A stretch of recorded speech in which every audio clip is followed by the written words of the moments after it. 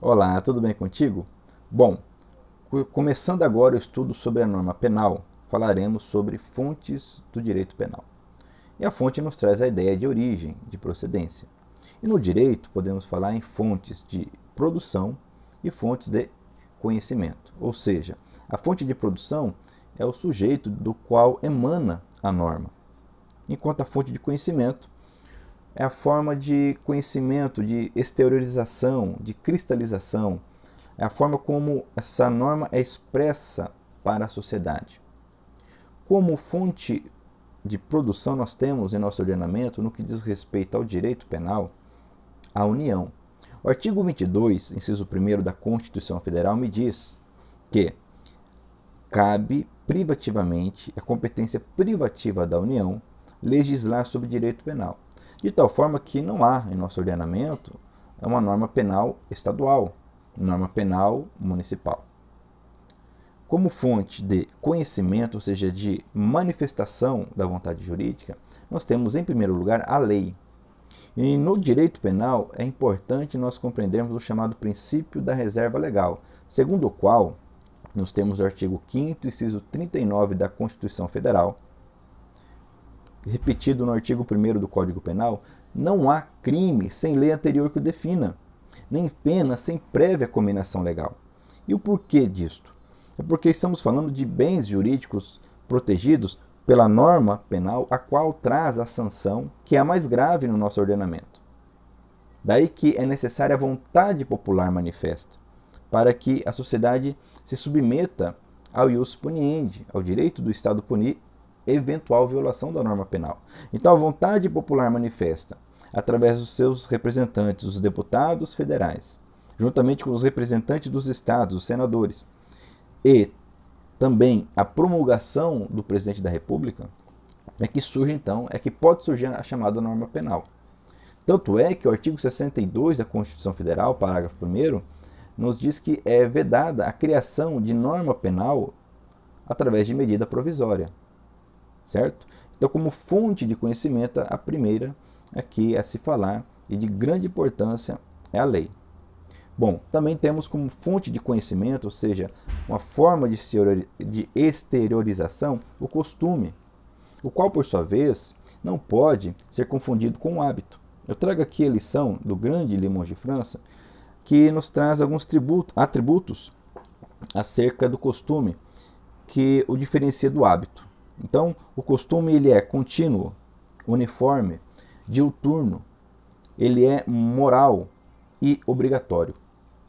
Então, veja bem que o costume ele se protrai no tempo, de forma cotidiana, em um seio, em uma sociedade, vai conforme a moral dessa sociedade, para que seja a fonte do direito, o costume ele deve ir conforme a moral dessa sociedade, desse meio.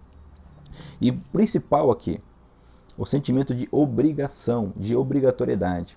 O costume, ele traz essa convicção de que ele é necessário, de que ele deve ser respeitado, deve ser cumprido. Daí que o costume ele é muito importante como fonte do direito. O legislador, por vezes, ele se baseia no costume para, por exemplo, revogar uma lei. Temos aí na nossa história que outrora o adultério era tido como crime, e hoje não há mais essa previsão. Por quê? Porque o costume demonstrou ao legislador que o direito penal não precisava mais se preocupar com esse tipo de conduta. Ainda que existam repercussões na seara civil, por exemplo, no direito penal, o costume demonstrou ser desnecessário. O costume também pode servir para a criação de novos tipos penais. Agora, é muito importante nós entendermos que o costume ele não tem força para revogar uma lei penal. A lei penal, ou melhor, a lei em nosso ordenamento, conforme o chamado princípio da continuidade da lei, demonstrado lá no artigo 2º da LINDB, a lei ela só pode ser revogada por outra lei.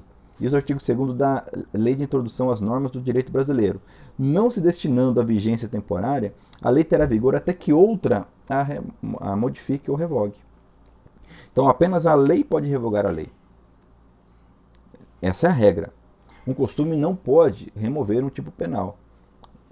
Uma discussão que surge, por exemplo, seria o jogo do bicho, a contravenção. penal, conhecida como jogo do bicho, apesar de socialmente aceita em muitos locais, apesar de ser uma realidade, ser fonte de renda para muitos, esse costume não revogou a norma. Importante aqui nós entendermos também que não há que se confundir com o chamado desuso. Então, o fato da norma cair em desuso não quer dizer que ela esteja revogada. Ela pode ser aplicada a qualquer momento. E o costume ele pode ser contra legem, ou seja, contrário à lei. Ele pode ser preter legem, ou seja, ele vai além da lei. E pode ser secundum legem, ou seja, ele se amolda, ele traz a mesma ideia, o mesmo espírito da lei. Daí a sua necessidade de ser reconhecido como uma fonte da norma. Um exemplo interessante que nós temos aqui acerca dessa questão do costume e da chamada adequação social é o enunciado 502 do Superior Tribunal de Justiça, que trata do chamado crime de pirataria. Olha que interessante. Diz o enunciado que, presentes a materialidade e a autoria, a figura-se típica em relação ao crime previsto no artigo 184, parágrafo 2º do Código Penal, a conduta de expor à venda CDs e DVDs piratas. Então nós sabemos que a venda de CDs, venda e compra de CDs e DVDs piratas já teve um boom, e quem nunca comprou ou adquiriu um CD ou um DVD pirata? E sabemos que isso se tornou fonte de renda de muitas famílias. A questão que chegou ao Superior Tribunal de Justiça bom, há uma adequação social, há um costume. Isso não é visto mais como crime diante da sociedade. Então não há que se criminalizar, se punir alguém por isto.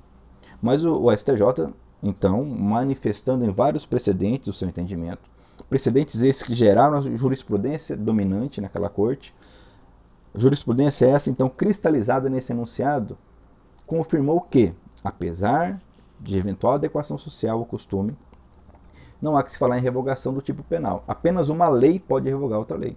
Então, presentes autoria e materialidade, há sim crime no caso de venda de CDs e DVDs piratas. Ok?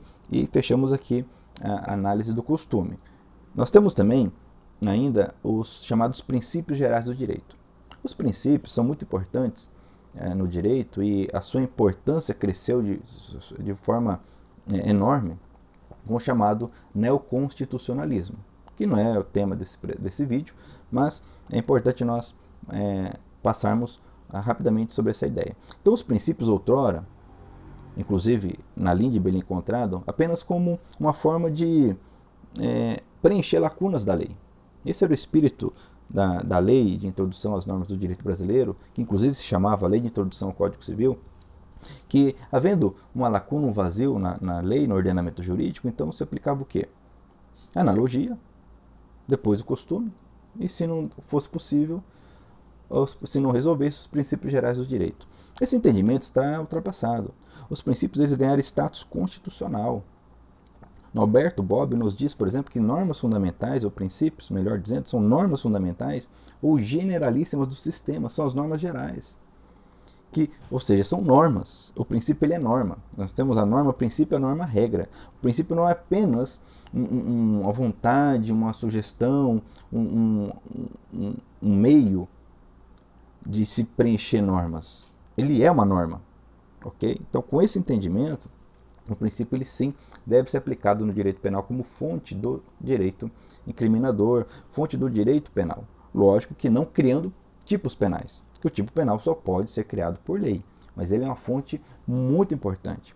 Paulo Bonavides, acerca dessa constitucionalização, nos diz o seguinte: os princípios gerais de direito passaram a residir na Constituição, expresso ou implicitamente. Os princípios constitucionais nada mais são, em seu fundamento teórico, do que os chamados outrora princípios gerais do direito, restituídos à dimensão dos seus valores superiores. Então esses valores superiores são sim norma, ok? E com isso nós encerramos esse primeiro vídeo, falando de fontes de produção, fontes de conhecimento, lei, costumes, princípio. Se você gostou desse vídeo, não deixe de curti-lo, compartilhá-lo e comentá-lo, ok? Então, até o nosso próximo vídeo, onde continuaremos a falar sobre a norma penal. Até mais!